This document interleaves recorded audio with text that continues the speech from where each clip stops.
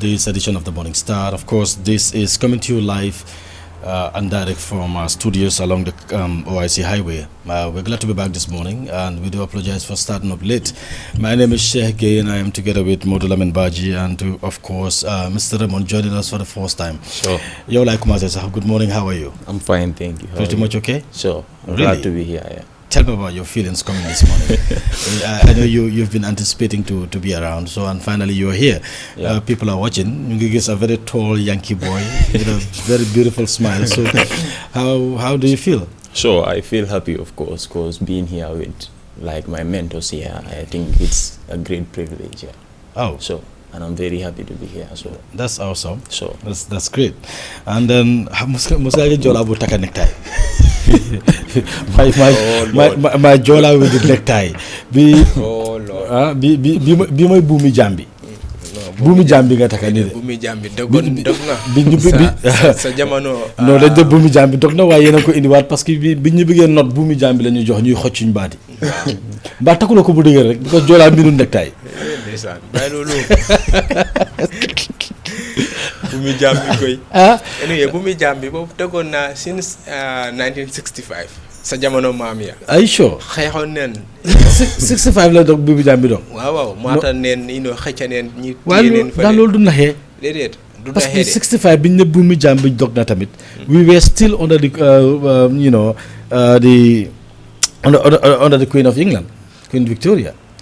déedéet waaye nag si la delloo lengay nag. Well, léegi delloo wut yëpp. déedéet lengay delloo Sir John Paul was the governor then balaa Sir Fariman Singate di ñëw. Waaw. And then Queen bi was overseeing the Gambia. mu ngóob. So buumu jam dogutoon until 1970 until 90 soo ma waxee 1970 I will agree with you. Léegi ñoo then naan bi ñu ñëwee nekk 1970. république waaw. ñoo ne 1970. waaw. ñu delloo bu muy jàng mu dog total. den la moo si tegu woon mooy ne aada bi fi desoon ak cosaan tuuti. waaw. gis loo tey ndeysaan séeréer bi mu ngeen naanee kaas bu weex sant yàlla bi mu bëri. anyway waaye yaa ngi nice though. alhamdulilah sant kan yàlla kan moo la gënal collection bi yaanaa madame la. di jaajëfal ñëpp ñuy seetaan. Ok. ñu wol leen ne tey tamit beneen bés bu ay la. despite ne teelu ñoo door. waaye di jaajëfal ñëpp di baalu àq ñëpp parce que am na ñuy taataane programme yi fa sori. di bàyyi seen soxla yi toog tey nag mu doon loo xam ne affaire bi xaw naa naaje tuuti so ñu baalu leen àq si loolu. bu baax a baax. ñu ngi laa gërëm bu baax Modou Badji thank you so very much for joining us of course mbokk yi ñu ngi leen a gërëm di leen dalal ci biir kër gi am mbégte loolu del siwaat ak yéen ci programme bu màgg bu yànj bi leen ñu duppee ko muy The Morning Star ñu am ci mbégte loolu del siwaat ak yéen di leen tatagal di leen ñaanal tey sàkku ñaan ak ci yéen yàlla defal ñu ko ci biir réew mi de surtout ci élection yi nga xam ne moom la ñoo digmal si kenn ku ci ne ngémba nag tey bàkka sa mbër pour jël raw gàddu gi waaye xaw ma nan lay demee ak lu mu ci mën a doon ndam la ñoo ñaan réew mi am ko Gambie am ko kuñ ci mën a fal ku ne nga xam ne réew mi la ñor jamono ji ñu ngi sangu déggooguñ kuy door di bàkku ak yooyu noonu. moo tax ke mën a kenn ku ci ne dina ngémma mburam waaw di bàkku nag pour foog ne moo jël jamono sangu lañ toll. ñu ngi sangu ban sangu xanaa ay saafara la. waaw ay saafara ay sarax gis nañ ne ñeenay sax sarax yi tax nañ ne sax xam nga seen écrit bi door nañ di jotee ñoom yi neen di xaw a xaajoo ak yu mel noonu waaye xam nga lu ñëw rawul bot soo xëj na si kanam. xam nga dafa am ku mun a seetlu. mu ñëw mun a mën a mbooy dama letteel soo demee ci programme bi nag maa laajal Barrow kan mooy sëriñam bi ma ne ko loo miin nga nekk Barrow kan mooy sëriñam mu ne because mënuma understand élection saa ngay ñëw ñu ko gën a lëjal ñu commencé di mbëkkante seen bopp yi ñoom yi neen mu ne ma laissé UDP yi am nañ problème xam nga ñu ngi commencé di so many of the executive ñu ngi resign understand and then gala benn movement boo xam ne dafa ñëw ci diggante bu gàtta def fi noise si saa si stade nañ di am problème mu ne ma laajal ko sëriñam doo ma amuloo ndomba am nga kool ko non Barrow daal amuñ nombaam de waaye nag laajte boobu nañ ko denc ak kii di ministre bu yorum wàllum laajte bi ak déggoo gi si réew mi. waaw ñu laaj ko de Ismaila Ceesay xam naa next bantaba bi dinañ ko laaj question boobu noonu. baax na wala bantaba bu gaa di indi président Barrow si boppam ñu laaj ko question boobu. waaw war naa ñëw moom président Barrow moom war naa ñëw ci bantaba bi. anyway li ñoo def rek mooy dañoo dem straight ñu dem seeti the commodity prices. and after su ko defee ñu xam nga rek yaa ma gën a xam ñu seet li ci ne dañ ñu bàyyi ko askan wi ndax fu mu ne soxal na askan wi lool te bëgg nañoo xam fan la njëg li toll ci réew mi la surtout marché yi li nga xam ne moom moo ñu wër muy the Kanifing municipality. nañ dem a short break and when we return we'll take a look at the commodity prices together with the currency update courtesy of the Central Bank of the Gambia. Coming back shortly after this.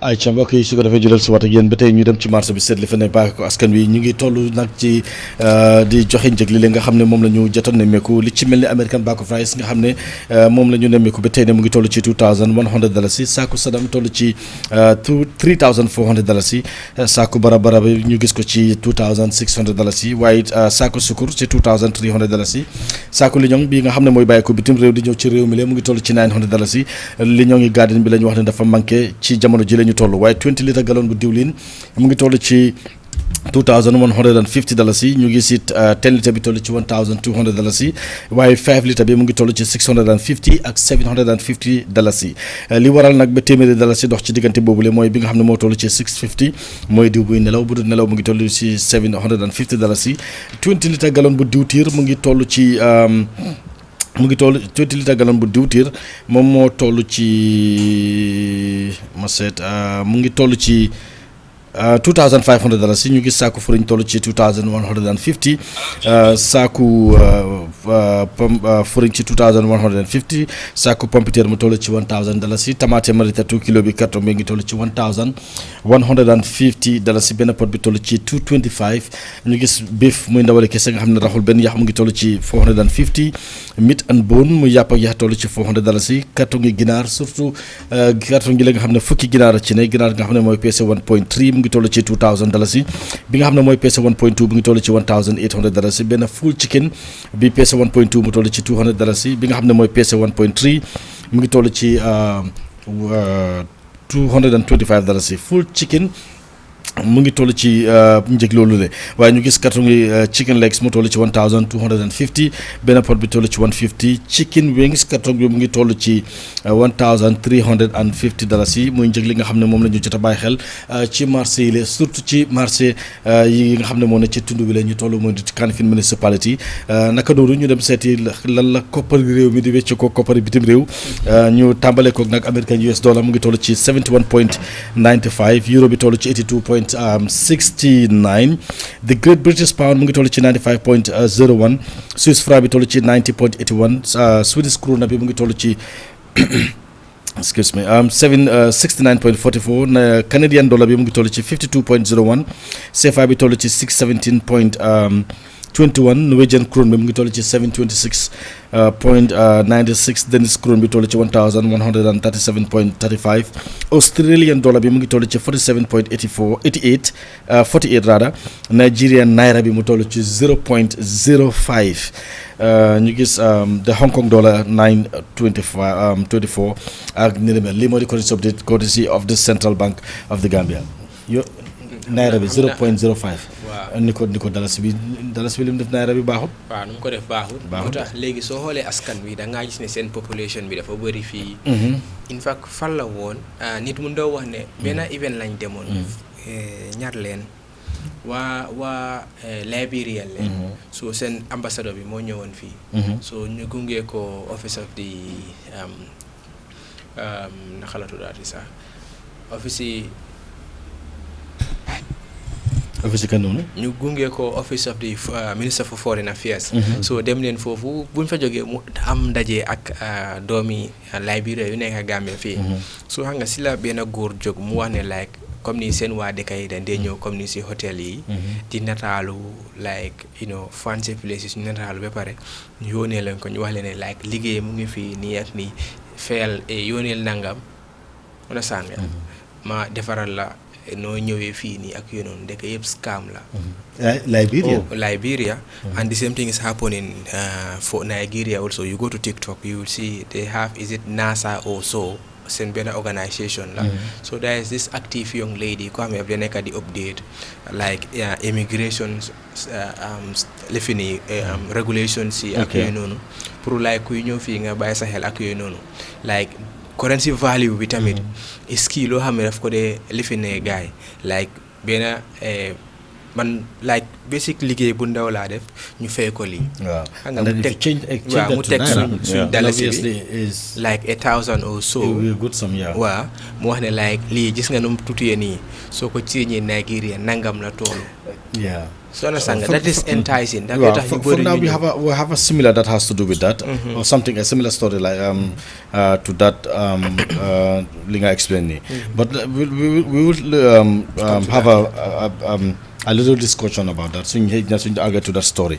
But because things start late, so what we are going to do is like we are going to take a break, and when we return, we'll take a look at the newspapers followed by some analysis. Let's take a break and come back later.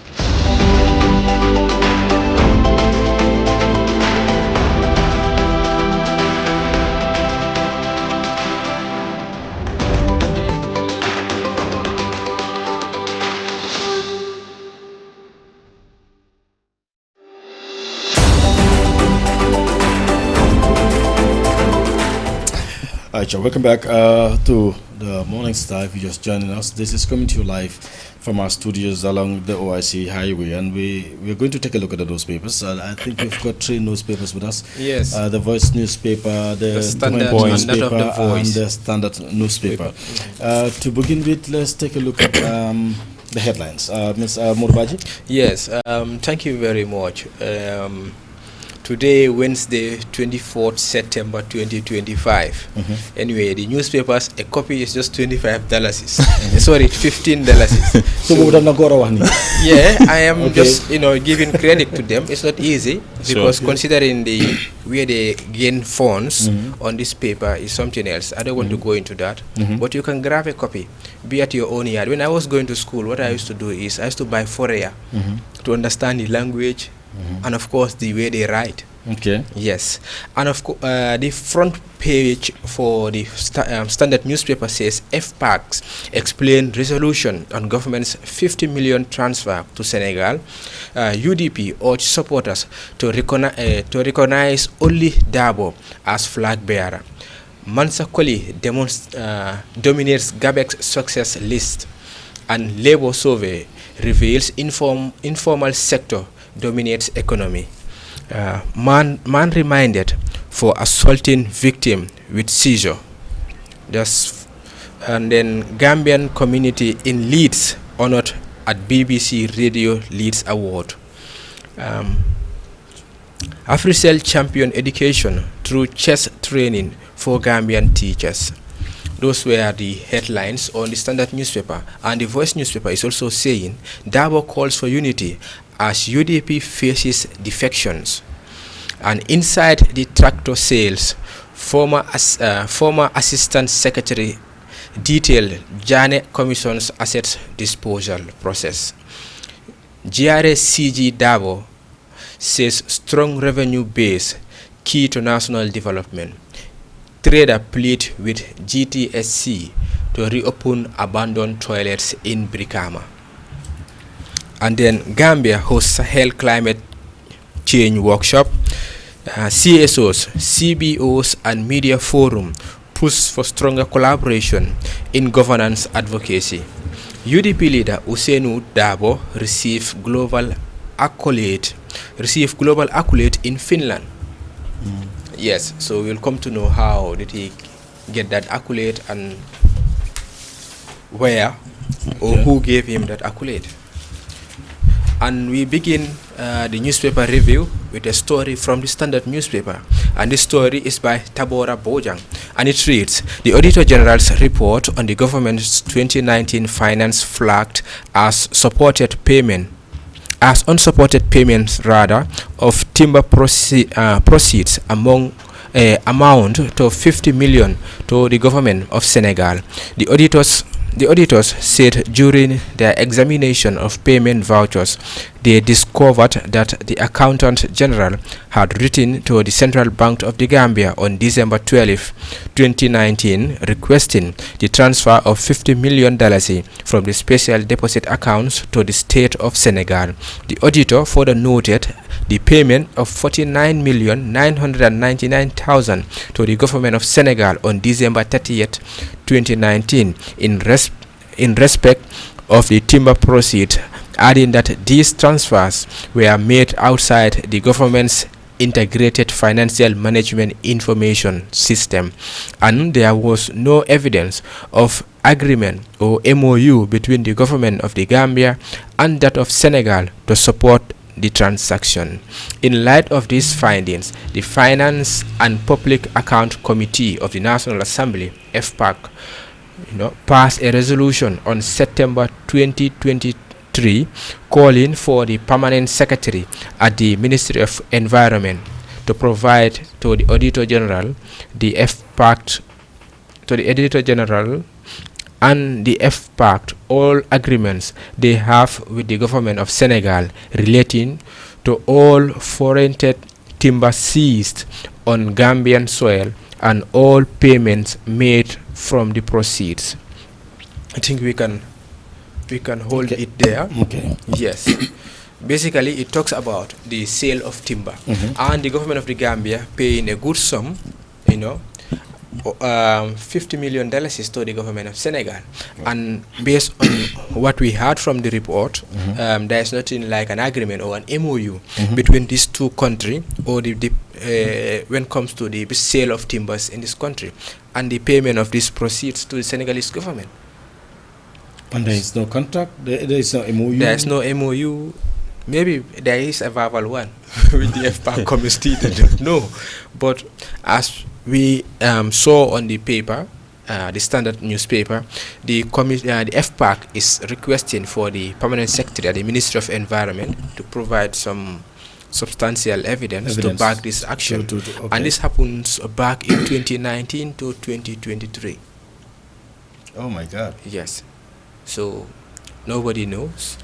You go, the Senegalese authorities will frown against this timber. In fact, they are soldiers, not allegedly, but have borne trucks carrying timbers. In fact, I can recall that one of their this accident is because a truck from the Gambia ran into the Casamas. From Senegal? Yes. Ran into the Gambia. Then later, when they cased it, it ran into Casamas. Luckily, there were some elements of the MFDC, and they opened fire to the Senegalese troops, which led to their recent conflict not long ago. I cannot remember that particular year, but this is what transpired in the name of timber. Even inside, their forestry officers have allegedly auctioned some trucks carrying timber coming to the Gambia. But again, this is what was happening under the without the knowledge rather of the government of the Gambian people, and of course the FPAC committee paying an amount, a substantial one for that matter, $50 million to the government of Senegal. And he is saying as well, because some of these payments were done in the payment were made outside the government's integrated financial management information system. Yes, that shows you it will be difficult for the government itself to have records of this payment. This is a system, put in place by the government to track their expenditure and their financial spendings. Money is coming in and going out. Yes. So if this is done, then meaning there is something fishy.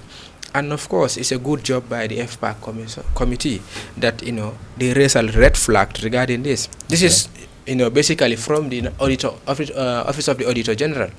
Yes. All right, let's take a look at another news. Because we started late and then we have a lot to do. Good.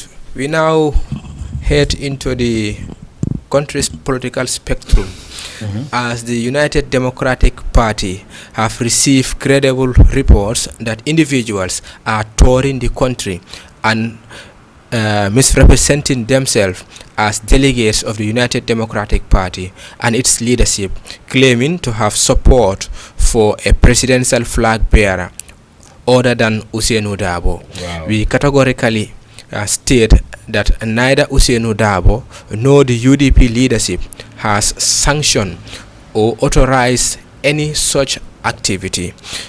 The UDP reaffirms its commitment to Ousainou Darboe as the party's duly elected presidential flag bearer. His election, through transparent and democratic internal processes, reflects the collective will of our grassroots members and the confidence placed in his integrity, experience and leadership. The UDP will formally present Darboe to the Independent Electoral Commission (IEC) for nomination and subsequently as the party presidential candidate.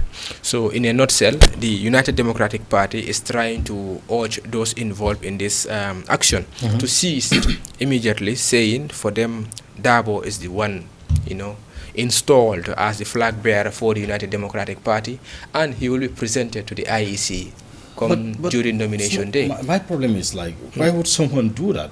And after at the end of the day, what do they wish to achieve doing that? Because I understand, because lum yaga ñep understand that Darboe is the flag bearer, and then lum yaga tam dinañ xamné they are not the one who was supposed to be there to give that information, or in fact so far guy bokkul sax dinañ xamné these people are no more part of the camp. Yes. So mënuma understand what do they wish to achieve for lan nga fogg na mo len dugal ci lolu ñuy dem di def lolu, or it is only because the UDP as a party thinks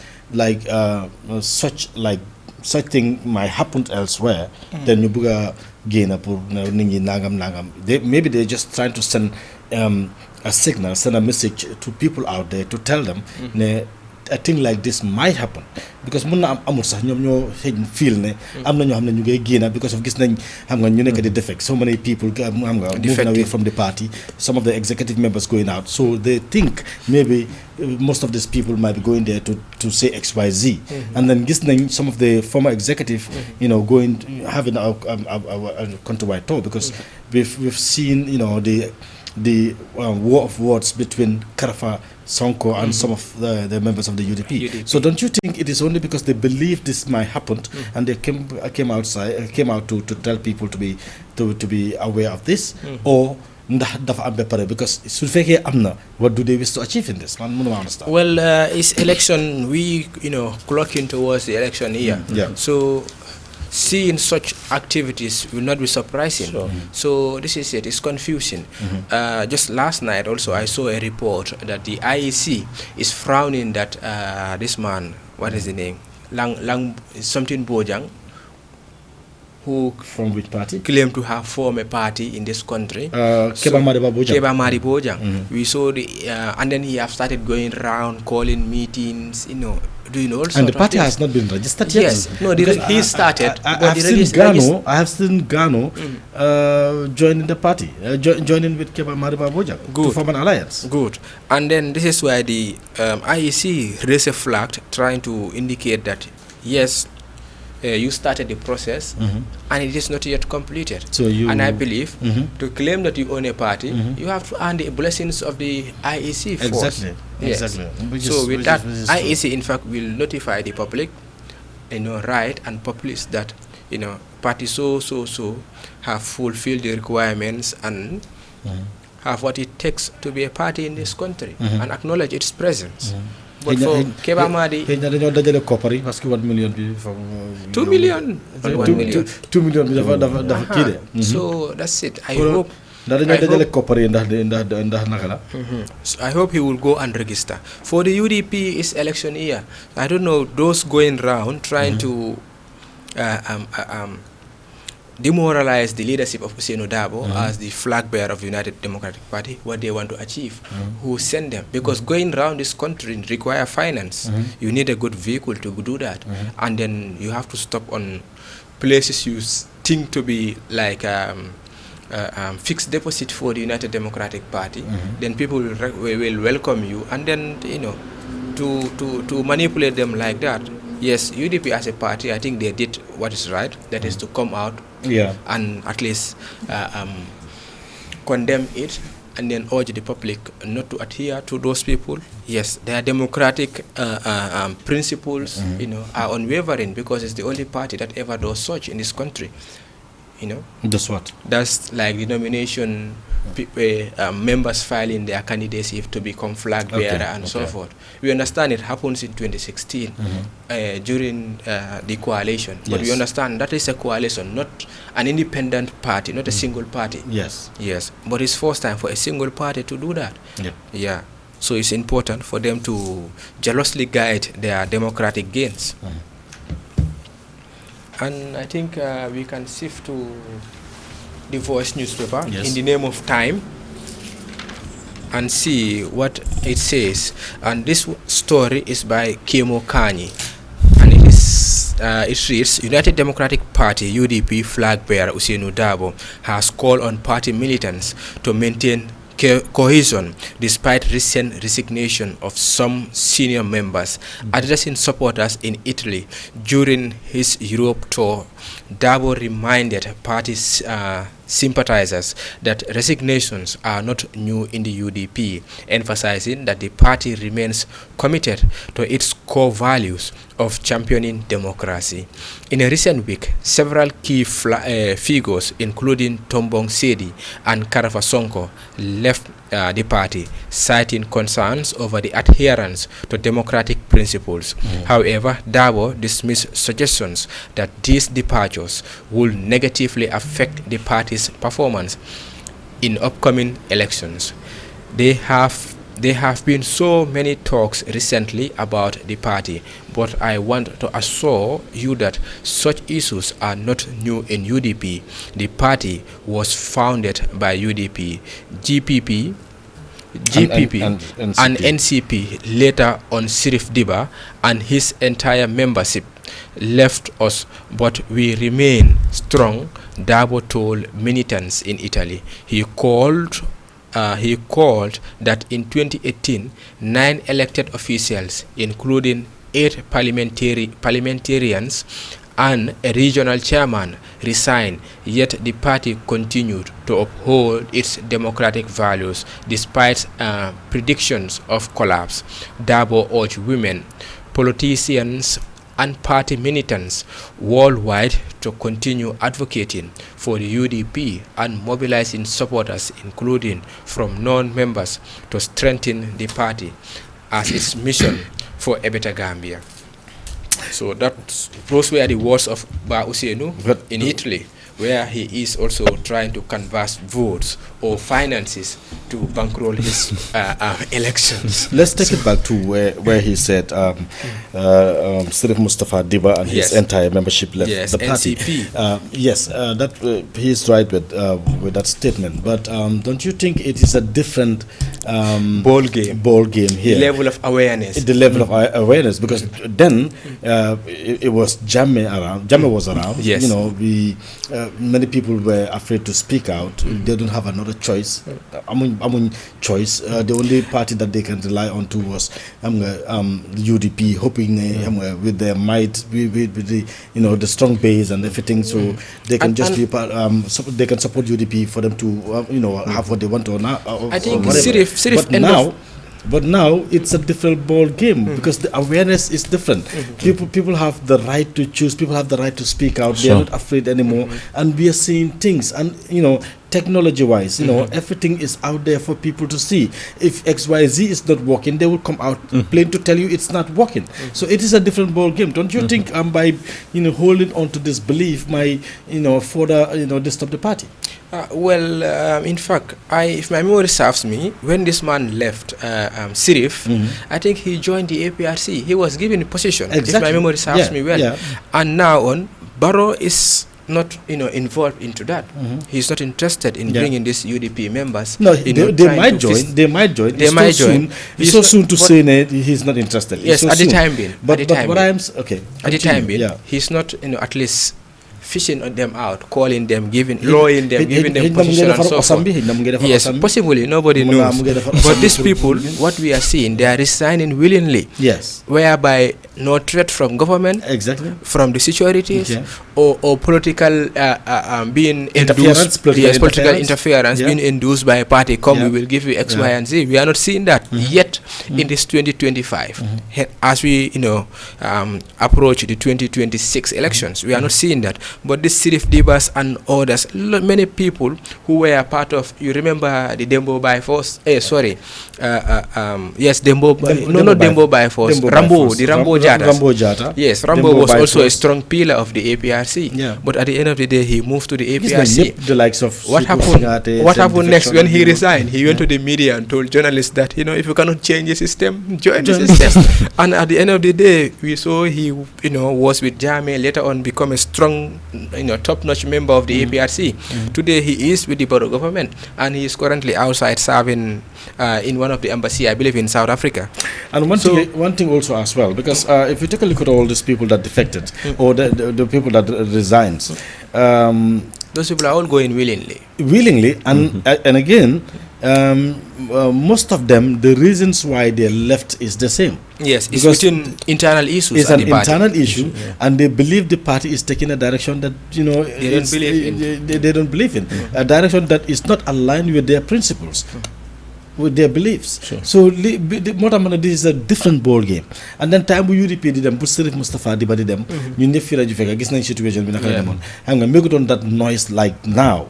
But fee Bena more them, then after Kenen and get them, and these are all top officials within the party. Especially they lose a campaign manager, and you lose your deputy campaign manager, and you lose another regional campaign manager.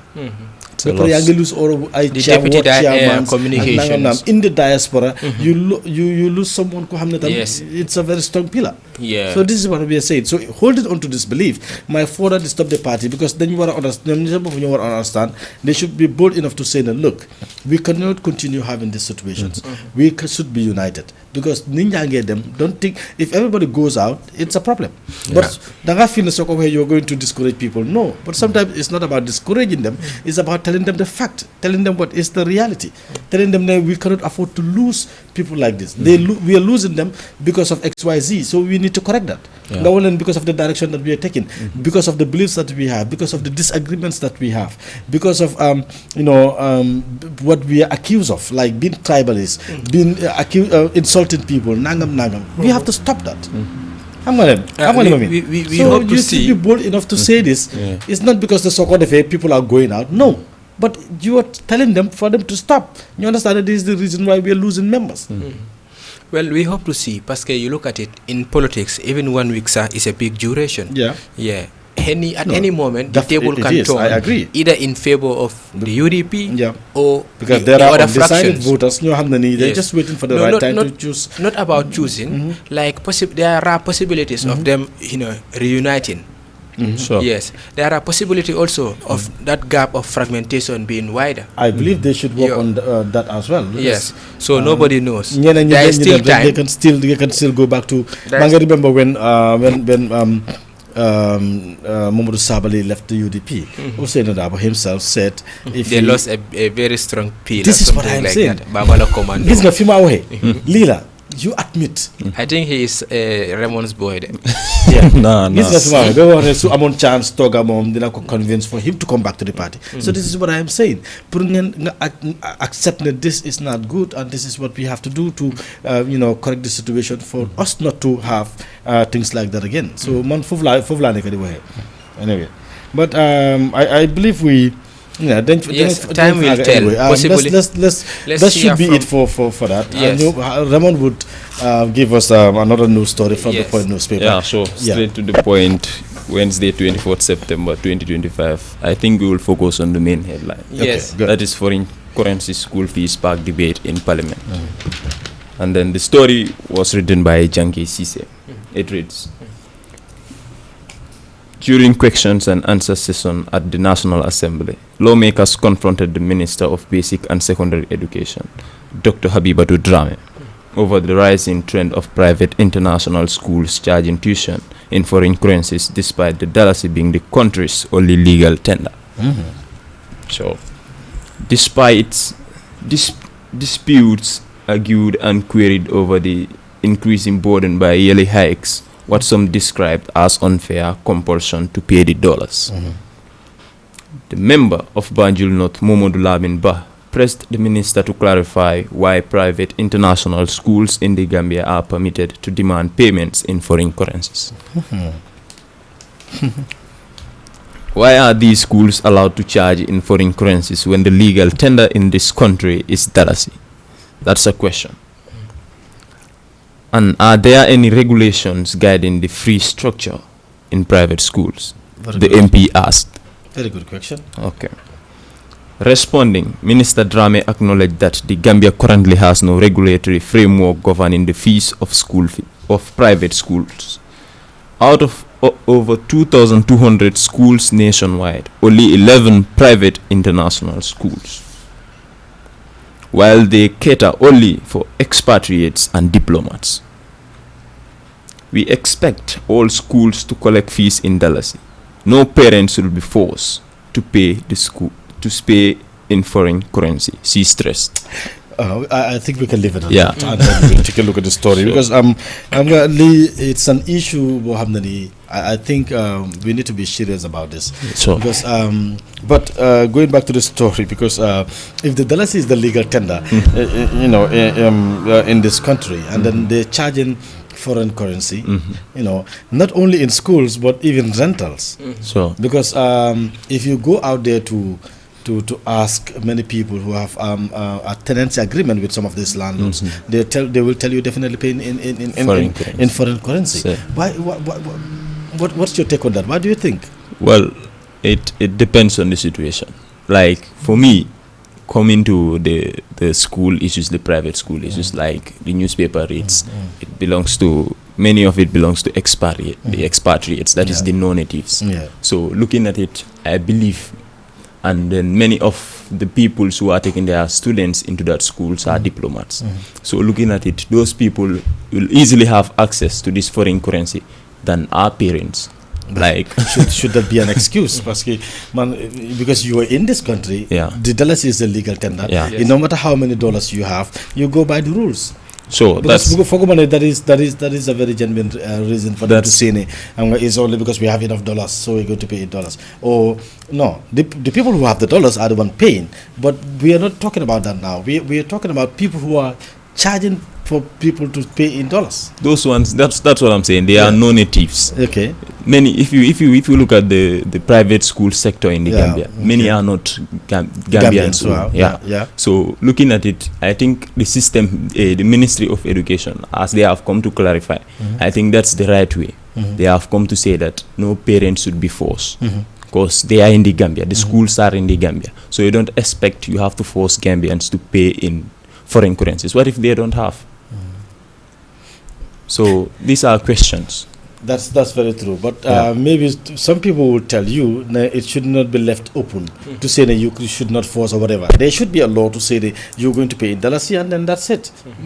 Thank you very much. Yeah. In fact, looking at it, the Dalasi being our national tender, it have to be jealously guided. Exactly. Today you go to Tanje, there are some boat that will tell you that, look, our fish is going to be sold in Sefa. In Sefa. Yes, and these women will struggle to buy it. It's still happening. And then the authorities are there. Yes, we have like a rent policy, a rent act rather, that is also frowning about the payment of a rent in dollars. Exactly. But yet, the government is yet to raise a flag against this. Moreover, Schools. I am telling you, go to the Kairava Go to the Kairava Avenue. I know. 90% of the shops along the Kairava Avenue pays in dollars. In dollars, I know. And you think they don't know about this? These are facts. And out sometimes the reason why they will not fight this, Malakowa, if people that you expect to fight, and to fight this or to correct it. to whatever, They're enjoying. They are part of the game. They're enjoying. They're the one receiving some of these monies. Yeah, Or in another way around, I'm not doing kojere. So Oh, that's right. But looking at It's this, like you make the rules and then Even you the break school, the I rules. heard what the minister said Yeah. based on what is on the paper. Sure. You know, it should not be compromised. Mhm. This only happens in the Gambia. You are in the Gambia. You want to your school tuition fee to be paid in foreign currency. Yeah. What for? Despite being an international schools, this is our national tender. Sure. You know, it have to be respected. Exactly. Why giving us, asking parents to pay in dollars? I am telling Sure. you, You know. GTSC man GTSC nit boole na maa nit pour ma jox ko dara bu yóbbu ko Baara. si boo si GTSC, yeah. because I was in Banjul by then so ma dem to terminal pour mit ko jox ko ñu ne la maa fay ma laaj ko la xam nga dafa ma charge dafa ma charge 10,000 la ma charge ma ne ko waaye nga foog I think this is not the first time sama wax lii on air. nga ko loo miin 10,000 I am with you in the Gambia. maa ngi fi ak yow nga ne ma fay la 10,000 pour nga yóbbu ko loo miin 10,000 charge ma in dollars nga ne ma lii nga war a fay. mu ne ma bul wari bàyyi ko ma ne ko amul problème. ma bàyyi ko noonu laa ñëwee ma ñëw GTSC ma dem fii si office bi. ma fay because bi maa def loolu maa ngi woon biir Banjul. so nit moo ma boole nit rek it's easier ma dem fu ma jox ko. but after ma ñëw bi GTS fii ma fay fii gars yi yóbbul ma ko. and dafa ñëw charge ma charge na 10,000. You see, naka nga nekk si and in réew mi ma fact, charge 10,000. Lena moom fa dañ ko dee faate. This is a sovereign nation. Understand nga? Doo dem, in fact, let me not even go far. Go to Senegal. You cross the border, that's the end of your dalasi. Yep. Until you cross and come back. Yep. That's fixed. Unless ñu dëkk xëy na boori Karang area you boobu go to because they Bissau, yes. ñoo xam ne they like have access to the dollars. Good. Waaw dañoo ñëw fii dem Yeah. Farafenni and so forth. Just like here, Farafenni is Yeah. understood. But That in is the middle, natural. in the middle of Dakar, for example. Yes, you go to Mpak also in Bissau. Yeah. You can have that access of trading the dalasi and that old currency. No, they're using the CFA. Yeah, they are using the safer, but some of them do still possess their old currency. How they Like call peso? it? The peso. No, peso. I don't It's think not they, there. I Yes, don't the think peso they're is using there. peso again. No, it's there. Really? But, yes, but at a very low rate, very Okay. very low. They will tell you there was this lady we met there, and she was like, "Hey, Solomon May has a dalasi." A relative was passing by and saw the lady and gave her like I think $500. She was like, "Hey, gis nga man sama may xaalis Gambie dam lay kontaan parce que su ko wéccee fii daf day bëri." mu ne dama ko wécci si peso bi sax CFA bi peso bi amul njëriñ léegi because they all abandon it now. The CFA have because ceased. I've been to Bissau twice. Yes. And They eat the CFA mostly. Gisuma sa peso. Yes, this peso is there, but at a very low Yeah, rate. peso- Like this peso, currency, wow. you only buy maybe pancakes and so forth. Get a shaft. Yes, cashew. Plati mbahal nag mën na ko. No. I don't. All I saw was this coin. So They beside said you it's defal their bahal. whole money. Tanje de how ma de. Why I can recall ndeysaan bas me foofu noonu ndeysaan mu xalaat plaças mpak foofu noonu mu gis jaaykati plaças waaye dem na moom like plaças bu mu xam Gambie ak plaças bu mu fa Non, gis mu ta nekk benn nag yàlla yaari lu benn yow tamit boy. wow. So in a nutshell, like dalasi is our national tender, is our currency. It has to be guided. People paying in fact, the central bank have a very big role to play there. Very big. A very big role to play. This is weakening our economy. How to call it? Our exchange. You go to Westfield today, you will see my fuller sons and daughters signaling you, telling you, exchange. You go to Bamboo also the same thing. They will see you at a distance. The local market. Yes, calling you. This should not be tolerated. And look at it, those people are not paying tax to the GRA. They are not paying anything to councils. So they have no tax to pay. And of course, they are busy on this exchange thing with a very good rate for them. And no tax, no nothing, no revenue for councils. Yes. Nu leen neex lañ koy defee amuñu office. ate su dee su amee ku am bitik dina fay rent dina fay tax GRA dina fay. ñu nekk ci office yi ñooy liggéey ñu nekk ci mbedd bi. That's what I see. Parce que fu ñu dee amee dollar bi. fu ñu dee amee currency bi si biti la. It's serious. So it's high time pour how to call it central bank ñu génn si. ñu put in a very concrete control mechanism. ku bugg a wecci xaalis fii nga am bureau. nga fay tax loolu lañ bugga. te amoon na time sax dañ leen stoppoon. after nga jëkk-jëkk gisaat leen fu nekk. demal sa rek go to Bamboo. go to Bamboo, go to Westfield, go to Jara Soma, go to where? Everywhere. Go to Basse, Bansang, any public sports boo xam ne mu ngi si dëkk bi. Yep, they will be there. ñu fa. They will be there seriously. With their bags. No registration, no pay. They don't pay tax. They don't do anything. léegi li gaa di def rek mooy man damaa ñëw rek jox la somme. jox la xaalis. dan yow nga dugga dem lijante soo ñëwee delloo ma am sa alal continuer. That's what they do. So loolu nag baaxul, it's not telling well. That's not good for our economy. It's not good. Anyway, I believe that should be it for the newspaper review.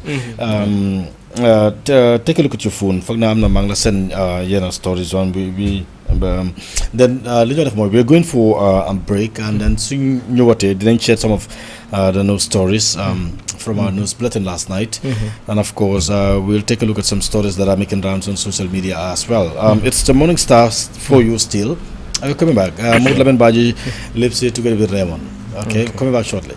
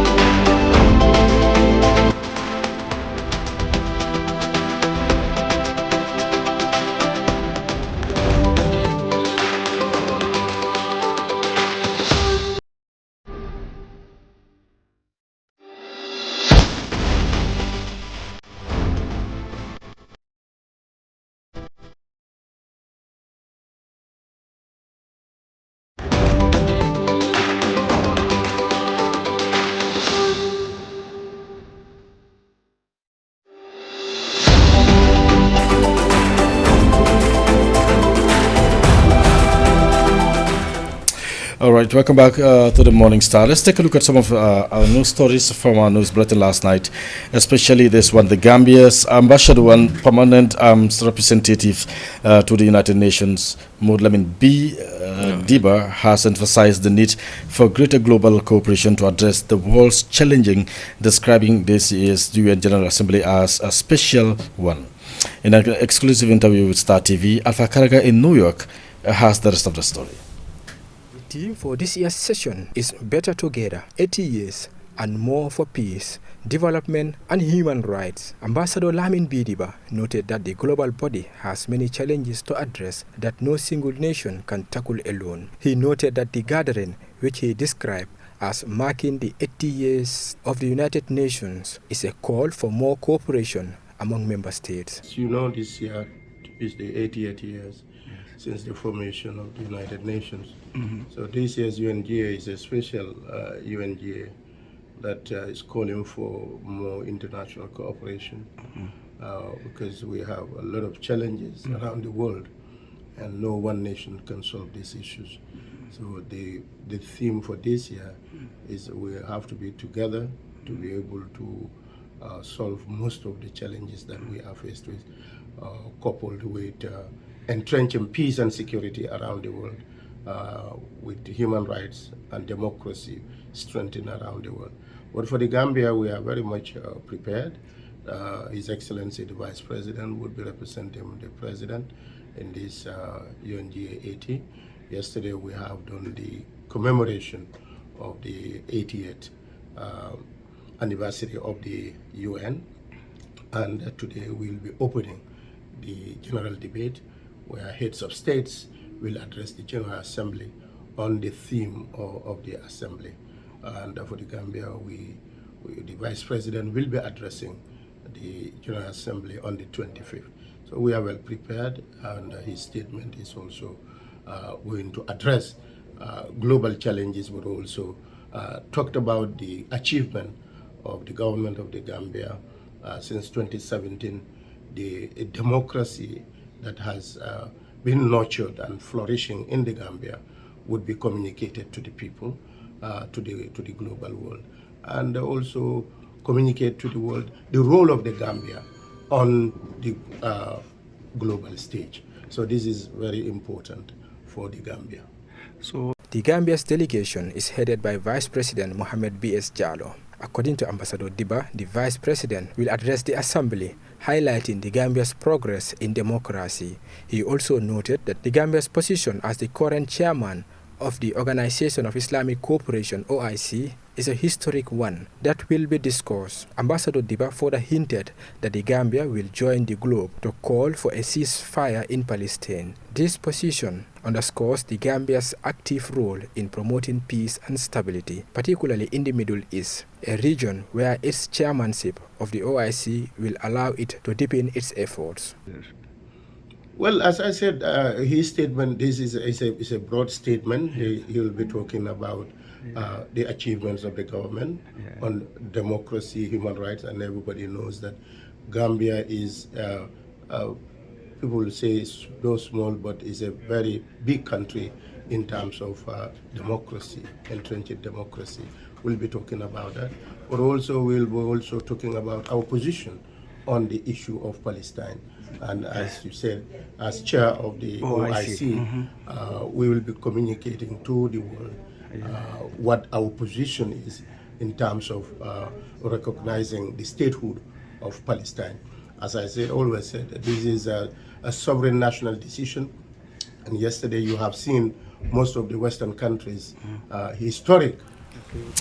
All right, that story was reported by Modulamin Baji, where the Gambia's ambassador and permanent representative to the United Nations, Lamin B. Diba, spoke to Star TV's Alpha Karaga.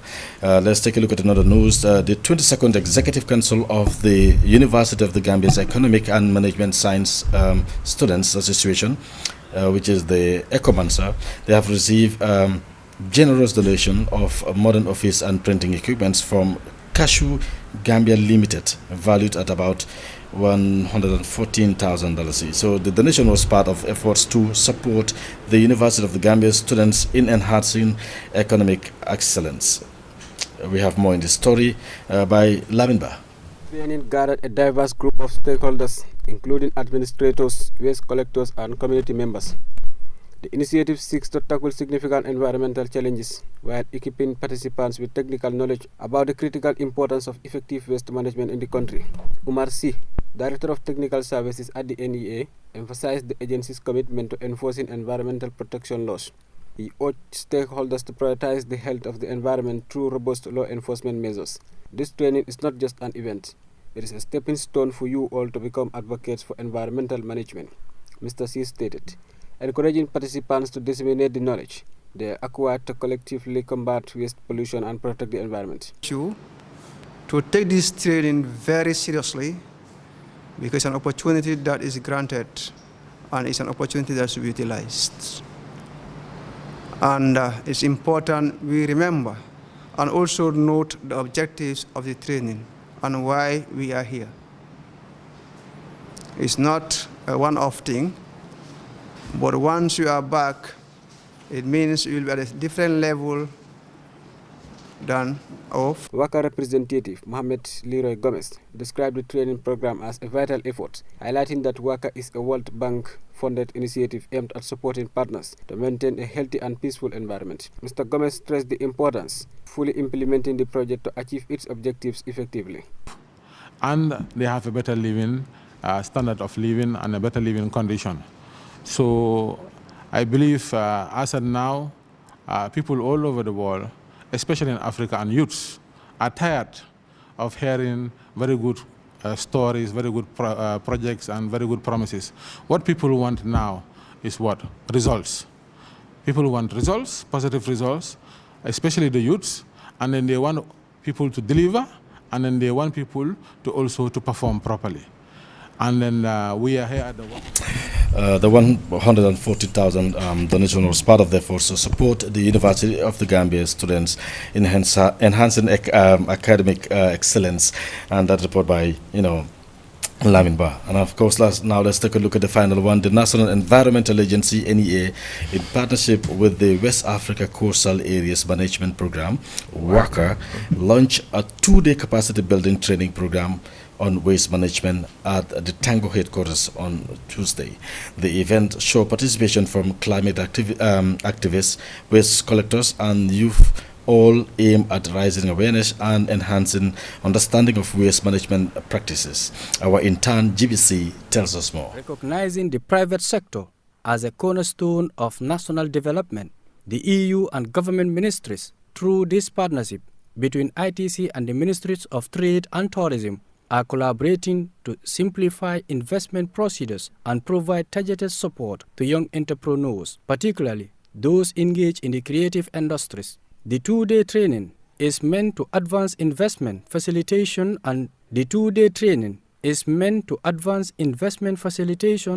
youth empowerment with long-term benefits expected for the country's economic diversification and sustainable development. Yusufa Keita, ITC country representative and national coordinator, detailed that the project will directly benefit 5 major cultural festivals and hundreds of young people working in creative fields such as music, arts, and crafts. He also emphasized that the initiative will extend substantial support to the fashion and design sectors, which are critical for diversifying the economy and promoting Gambian cultural heritage. So we are investing in developing a curriculum so that young people can have the skills and they can be able to support the fashion and design sector of the Gambia. Another one that we are investing is a specialist training in design, measurement, and finishing in the fashion and design. You might know also this is one of the challenges of our fashion and design. Doing the right measurements, the finishing, and then the design. And we are getting a specialist to support our fashion designers so that this issue can be addressed. Usainu Senghor, Chief Executive Officer of the Gambia Investment and Export Promotion Agency, GAIPA, highlighted the strategic partnership between GAIPA and ITC. He further assured stakeholders that GAIPA is fully committed to enhancing collaboration efforts, facilitating investment flows, and advancing the objectives of this initiative to stimulate economic growth and job creation. I would like to emphasize the significance of the partnership between GAIPA and ITC. Over the years, ITC has proven to be a steadfast and dependable partner, supporting our mission to enhance investment promotion, expand exports, and empower local enterprises to reach global markets. Together, we've been able to build capacities, develop strategies, and open doors of opportunity for Gambian entrepreneurs and investors. This continued collaboration speaks to a shared vision, one where the Gambia's private sector plays a critical role in driving inclusive growth, creating jobs, and contributing to national development. Mrs. Aissatou Dramé, Deputy Permanent Secretary at the Ministry of Tourism, Arts and Culture, similarly underscored that the workshop's primary goal is to empower Gambian youth within the creative industries for providing them with the tools, knowledge, and networks to thrive. She expressed sincere appreciation to the European Union for its generous support. All right, that was the last news story. Now let's take a look at some few stories on social media making rounds, because from Nekadi, time we only have like barely 15 minutes to go, but I believe we can take a look at just few stories, especially this story on Alcamba Times, where you get students and get them them to the rural area. I don't know whether you've come across the story. Students, teachers going to the rural area. Anyway, the story is here from Alcamba Times. This September, over 100 teachers from the Combo have embarked on a transformative journey, leaving behind the familiarity of urban life to serve in schools across the Gambia's rural heartlands. For many, this marks their first venture into the quite challenging world of villages, far from paved roads, electricity, and the comfort of homes. So this annual migration of educators, while critical to the nation's economic system, often goes unnoticed. Yet it carries profound human stories of sacrifice, resilience, and hope. This is powerful. Yes, it's awesome. This is nice. Yes. Look at it. There were days you want a teacher to go to the provinces, and they will say no to you. Yes, they will say no. In fact, it is for them. In fact, they will even choose to at least quit the job, then go to the provinces. But today, alhamdulillah, thanks to the facilities that are available in the schools in the provinces, today you go to what is the name of Bolibanda. You go to Bolibanda. When I went to Bolibanda with the president, when I was told that this year, I think it was in 2018 was when they forced have a female teacher. I was surprised. 2018. Over the past years, then Bolibanda was seen as like a punishment center for teachers. Sure. Because there was Where no is electricity. Bolibanda? Because I've never been That's the there. last village after Koina. That's the last village after Koina. But today, Bolibanda can boast of what? Electricity,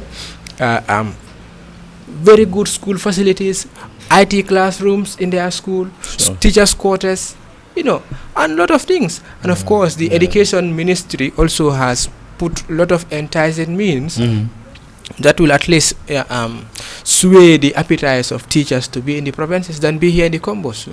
They will tell you if you want to make fast money, be in the provinces. Because of the allowances. And then you're not going to spend that the much. hardship allowances, and this, there are a lot hardship allowances. Those who are far from the highway, there are a lot of allowances those people are enjoying today compared to those who are in the combos. And again, if you are in the provinces and somebody who impact knowledge in the young ones, the respect you earn from the community, the support the members of the community will give you, it's something else. Dinga bari ganar, dinga bari ibay. In fact, especially so when you are ñipsi. So when you weekends, if you will come with baobab at times, students will bring a lot of baobab fruits for you. As in fact the soon farmers will start to harvest their groundnuts. So boro? No, bolo. Hamulo bolo. No, hamo bolo. Okay, undo ga hamulo bolo. Saya mungere. Yo do muna ham bolo. No, Raymond mungere. No, Raymond, yo ko ka hamulo humala Raymond. No, Raymond rek dama ham. Hanga bolo. No, bu re ma neexal ko mo len ko. So legi wax. No, bu re ma neexal. Wax ñu la may bolo. Serious hamulo bolo. Bolo de. Anga Raymond maybe soko laaje sipa na la wax sipa. Waaw. Sipa mom dina de ya. Way bolo. Ak yooyu noonu. Nga buy suma xel dem ci buy gis nga buy xam nga buy nefin bi dim demel xam nga daf day xesen waaw daf laa xesen soo ko laalee so which means danga ko dee xoos xam nga time xale xam naa def nga ko tur bi la xoos ba mu set ba génnee lii xesen yëpp ci kaw ba pare afta nga jël paaka nga wala nga jël mata lakkal mata fuuf ko teg ko ni si lifin bi mu lakka ko ba mu dugg waaw nga jël banta dugal ko ci ut weñ sax weñ bu ndaw waaw huru ko ba mu waaye defandoo ak sukur def doo ba pare téye sa banta waaw foo nekk rek yaa ngi bis loolay bolo rek yàlla bu nekk time mboyo da ngay ko ne yëpp say yëpp weex tal nga lekk da ko ne say yëpp weex tal la dëgg la yaa ngi ñu delloo gannaaw yaa ngi yóbbu anyway let's take a look at this is a very sad one anyway a devastating accident at the Bruceby roundabout. That's near it's an area near the Afrimed Clinic. Claimed the life of a mentally challenged man on Tuesday afternoon. So the victim was struck by a truck traveling from the airport Johnson towards the Senegambia area, resulting to in multiple. Resulted in his immediate death. Yes, I think, according to an eyewitness who spoke to the Alcamba Times, the truck was not speeding at the time of the collision at that busy intersection. But however, the witness reported that the truck ran over the man. So the moment he was hit, he died on the spot. So the witness says, because léegi mun naa bañ a daw lu bari sax mu tampon la but soo daanoo lu am ni trop yéeg ca kaw loolu musiba naaru la yàlla ñu mucc si mel noonu allahumma amiin waaye nag if you look at it again, so all for noonu, it's a transit point for vehicles. So you have to accelerate pour nga egg. Da nga am pour egg with speed. So you watch tamit. Dafa ni nga dee wàcce tamit hanga. Nit yi leneen la gay day faté. You know, I live within. So people have even started fii moom Jine bu fi nekk baaxut. Mooy dañ foog ne Jine fa nekk léegi. Yes, mooy boori Afrimet noonu. Jine bu fi nekk baaxut noonu hanga having that concept ni Jine bu fi nekk baaxut nekkut loolu. That place is not a crossing point. Definitely. It's not a crossing point. Just last week ñu fa dee bëri na am na jigéen bu fa gaañu. Kooku tam foofu la doon crossé moto mu daal ko mu gaañu. suñu boor sax lañ ko suulee kooku. am na benn pôle la tamit gis la boori fii nii Mohamed Dia Johnson. waaw gut boor boobu la am bitik. moom tamit di same area boobu la doon crossé. moto mu daal ko mu dee. on a keneen ki la jigéen la kooku tam di same ti foofu la doon crossé moto mu daal ko mu dee. so góor bi tamit wéerut bu baax moom tamit foofu la doon romba. moto mu daal ko mu dee. parce que léegi nag foofu sooy am pour egg da nga am pour egg ak speed. sooy wàcce da nga am pour wàcce ak speed. te foofu ne nit yi dañu war a understand it's not a crossing point. xam nga la mooy bottom soo bëggee cross gis nga jiyaar yi. naka. enaar yi gis nga yoon yi. dama laa jox exemple of yeneen yoon yi ma dem si yeneen dëkk let's say Dakar for example. am na yeneen side boo xam ne nii kenn waru faa mun a jaar. because am na yoon yoo xam ne dañ ko def comme lu mel ni fence la. waaw parce que mënuloo jaar yi foog nga dem xam luy aar yoon bi. oo nga am overhead bridge overpass. where people will understand. but mënuloo ko bàyyi mu open just like that. people will not listen to some of the the traffic laws or whatever. xamuñ ko sax. even if they know nit ñi dañoo def maate. this zebra crossing ñu ngi la defar fii a zebra crossing. people will leave the zebra crossing and then go somewhere else and then try to cross. so am na driver yoo xam ne tamit xamuñ ndax zebra crossing la or not. ñoom dañoo romba. léegi-léegi nga dem taxaw si zebra crossing bi nga dem ba teg sa tànk pour romba nga gis driver buy overspeed di ñëw. du la may sax nga romba dafa war a romba dem yoon. so these are some of the things yoo xam ne war nañ ko put into consideration. And either we build those curtains or the overhead guards or ñun ñoo xam daal but we need to do that. In fact, part of the project waxoon ne like there should be like an overhead crossing. A passing maanaam soo bëggee jaara from one side to another. moom moo war a am éegee noonu nga romba. so xam naa ne yoon bi pareegut ba léegi. gis nañ la like phase 2 bi door na. ñu ngi door di defar like drainage systems yi for the phase 2. mooy service lanes yi. so door na di liggéey yooyu so we hope after that the construction of those service lanes dinañ def li fi na how to call it that overhead crossing boo xam ne foofu nga éegee nga jaala. exactly like you go to Dakar here soo demee Parcelles. soo demee buggee dem si géej bi. da ngaa éeg si kaw da ngaa éeg nga wàcca boor bële moto yaa ngi daw si ron you can stand there take pictures it looks very good. anyway ñu ngi am time dafa mel ne mu ngi ñoo jaamu but let's take a look at this because ñu ngi gis Jufure Jufure a designer Moussa Ndiaye. okay Jufure as a designer as a brand not the Jufure. No, Moussa Ndiaye is the designer. Jufure is a brand. Okay. He made a special design for his country because mu ngi create and something to symbolize the deep love that he have for the Gambia and stuff like that because ñu ngi gis ñu ngi defar ay jaaru yoo xam ne nii jaaru yu ñoo defi ne la naka comme ay ngoosi jigéen bi boo doom ak yeneen I think this is definitely cool because not all the time not xam nga idea bi jógee ci west bi rek la ñoo jël this is what we have to wear sometimes su fekkee ne ñun creativity waaw ñun ñooy defar dañ seet la nga xam ne loolu la ñoo use for exemple ñu jëkkee rek nga gis nga defar dara loo xam ne dafa mel ni jigéen buy tay cere la oo nga gis paay jola bu eeg ci bu téye kandaaba xam nga li ma min pël bu sol tengaade xam nga comme façon yi nii so this represents us it depicts who we are moo tax man ma believe in this Asian people especially the Chinese and stuff they have Korea they maintain their etiquette they still have now it still exists and it's still the original aspect of it. Korea ñu doon celebrate 60 years of their relationship with the Gambia. Hanga they were one of our first partners after independence. So that relationship still exists and foog naa this month is 60 years since that relations. So ñu ñëw fii to celebrate that relationship. You see their culture. Soo ko xoolee da nga dee gis démba. yeah Exactly. te nag i xale yu ndaw ñoo koo fecca ñoo koo def so this shows you how much they invest in their to nurture in their culture to their young ones ak hanga to maintain its originality the whole nu gaa di feccee and so forth so it's nice.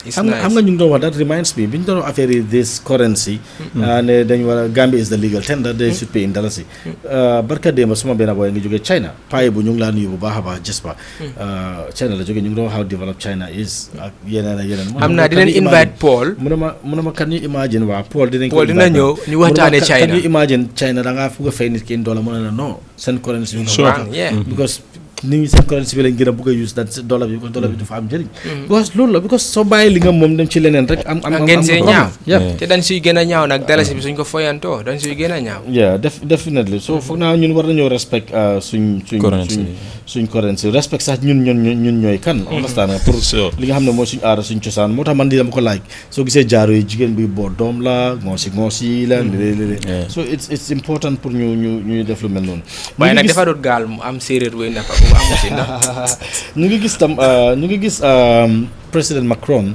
because gis nañ ñu ñëpp understand nañ UN fële UN mu ngi jax gis nañ président Macron xam nga ñëw war a romba fekk Donald Trump a ngi romba dañ am pour stop ko xam nga dañ ko am pour delay dañ la mu jël téléphone am call Donald Trump xam nga explain ko gis nañ loolu yëpp am control room video bank fa I want to go to the embassy yes and stuff like that and then after that telephone call dox na lu mu 30 minutes si street bi di dem di ñëw xam nga gis nga tubaab bi lii moo neex seen affaire si doon ñun la nag da ngaa gis mu taxaw fële na non man président laa even doo nekk ba si dëkk su ma dëkk ba président laa dañ ma war a nii non yow président nga France président réew mi mooy romba da nga am pour stop mu romba mais nañ la nga wax nga moom ba pare nga tegu ci yoon di dox di dem nit ñaa ngi ñëw di ko nuyu di ko dem that's beautiful that's really really beautiful su doon fii la nag ñu ngi kaas non président la ci dafa lii dafa ne xam nga ñun daal léegi-léegi def naa dañ jënd sa xam suñu boppa anyway but lii moom dafa rafet trop bi ma ko gisee dama ko rafetlu trop that shows who they are we have a and lot how they more respect their sovereignty exactly and you see them, you see power in them. That's the United States. The whole key speech am bisak di Donald Trump. Bumdewa at this assembly. Mune naka the teleprompter is not working. And who is responsible will be in a big trouble. That's Donald Trump. In fact, threatening other countries in front of the world leaders. It was confusing. But we've seen the president of South Africa coming out. But what happened at the end of the day? They have to put off his mic. But yes, they have to put off his mic. Problem. And because he was trying to say the truth. Yes. We saw who else again? Macron condemning Americans on this. Israel. We saw all African leaders taking bold steps. They recommended Palestinian Authority. They recommended them. But for America is still insisting. No, America doesn't insist. America is still insisting. And what will be the end of the day? And anyway, we hope this time Gambian will also have. Africa. We ran out of time. We'll have a permanent seat at the UN Security Council. These are all things we are all advocating for. We ran out of time. Yes. ñu bàyyi la nga tàggatoo rek parce que waxtu bi jeex na takk fu mu nekk nii. waaw noonu la Olof Njaay mu ne nekk lu rëy si lu duuf si nag li xëjul si cin li. lu duuf si nag li xëjul si cin li. xëj na si cin li. déedéet yëpp xëjul si cin li. boo dugalee boppam bi. waaw yëpp xëjul si cin li. anyway yëpp xëjul si nag li. yëpp xëjul si xëjandoorul si cin li. ok baax na daal. non li nga wax sax correct na dafa bëgg ñu yaatal ko rek. da ngaa digg gaa non Joolaa li nga wax correct na li nga wax baax na sori da ngaa digg gaa ñu ne li duuf si nag li xëjul si cin li. yes understand. non lu duuf si nag li yëpp xëjul si cin li. waaw rectify naa ko baax na. lu duuf si nag li xëjandoorul si cin li. waaw yëpp xëjandooro si cin wax ko si Joolaa ma dégg. non jaruñu àgga foofu amuñ jaay so rëy ak ñuy seetaan tamit di leen jaajëfal. thank you so apologize ba léegi dinañ si gën a déedéet yooyu ñu yàbbi dina leen gën a taataane di leen baalu ak pour ngeen baalal ñu si ñàkk a start bi ba beneen bés bu ay inshallah rabbi jërëjëf Raymond thank you so much for watching. Stay tuned. doo laa ka njàng bay woo booy. su ma laagee njaago foog nga ne am na ku may dégg. dinaa ko dig ñi nga xam ne ñoo seetaan benn bés Ramon dina ñëw dinañu wax lu am solo si njaago parce que dama bëgg Ramon su ñëw mu wax ñu naka la ñëwee 6 in njaago 66 in njaago 666 ak 6 millions 6.666 millions waaw loolu ngay du ñu boole. xam naa ne njaago moom mpaac ngin taaja paac ngin taaja de paaja ngin taaja paac yëpp paac la 666 anyway that was the first edition of the Morning Star. Until then, tomorrow ñu dellusiwaat ak yéen for another edition jërë ngeen jëf bye bye ñu ngi nuyu bu baax a baax Ibrahima Sow fële ca Holland thank you so much Ibrahima jërë ngeen jëf bye bye.